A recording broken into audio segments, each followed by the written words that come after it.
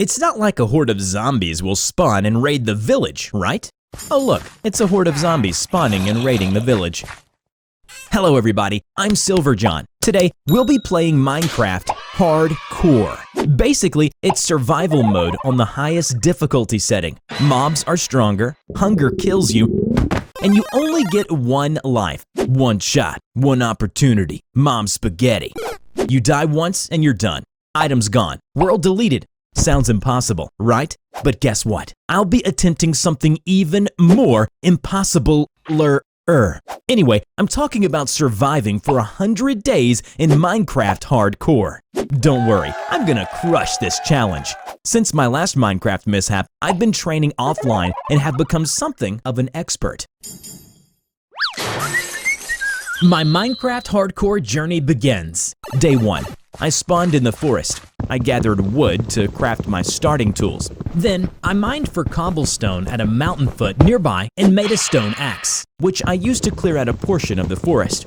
As the sun sets, I quickly built my base lit up with torches. Flaming torches in a house made entirely out of wood. Totally not a fire hazard. I had no bed, so I stayed up all night, gazing at the night sky, accompanied by the lovely cries of zombies and skeletons. Day 2. Coast is clear, so I went mining.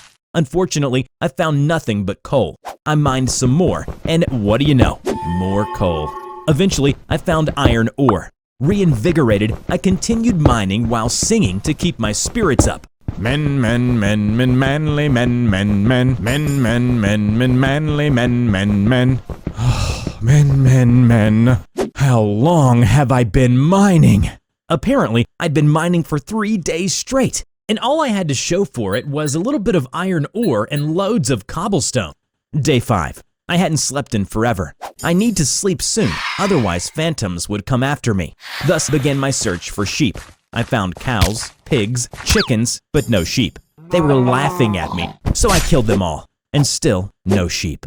I squeezed my brain real hard to think of the possible locations for sheep to appear. I got it. You know the story, The Boy Who Cried Wolf? It's about some shepherd kid who lied and got eaten by a wolf. The point is, he had these sheep, and they grazed in the mountains. I'm a genius. I went to the mountains and finally found our woolly friends. I got my wool and left. Back in base, I crafted my soft and fluffy new bed and called it a night.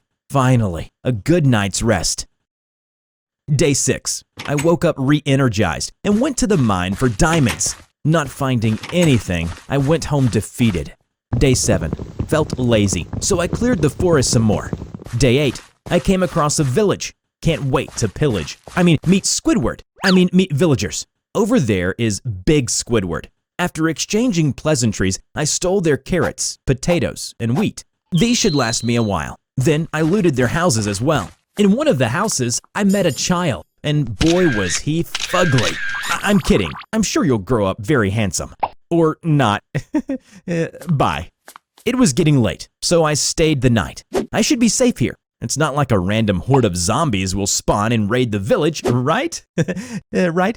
I was minding my own business. Then I saw, what do you know, a horde of zombies raiding the village and turning the villagers into zombies. I was about to nope out of there when I remembered, fugly. I couldn't leave her behind. I nutted up and leapt into battle. I cut down the zombies, but their numbers weren't going down. The food I they'd given me helped keep me alive. I was on my last legs, but then I saw Big Squidward tearing them a new one, so we teamed up and went to town.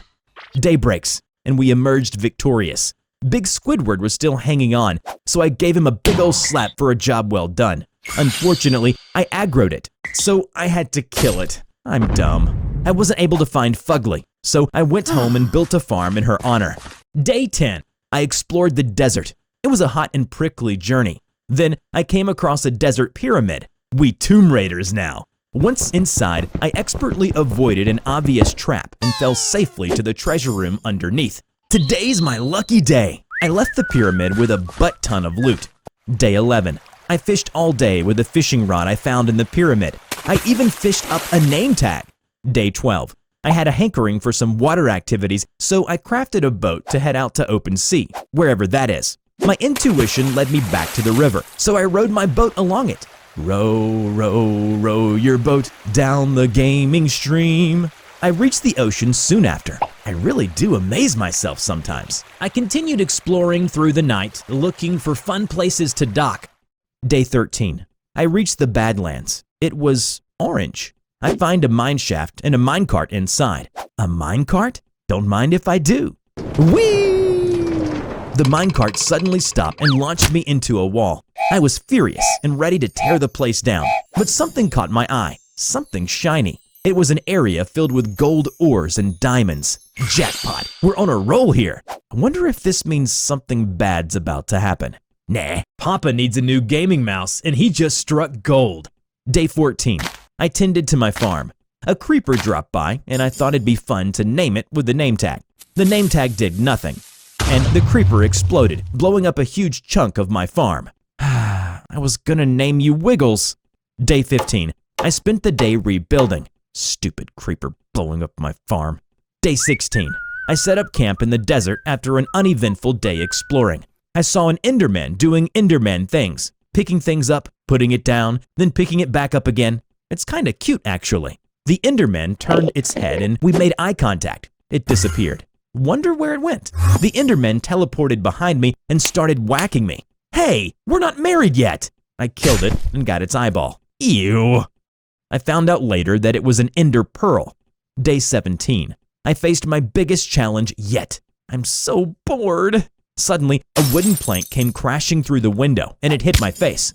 The plank said to go to the nether. What? Are you stupid? Why would I risk my life venturing into the most dangerous place in Minecraft and on hardcore even?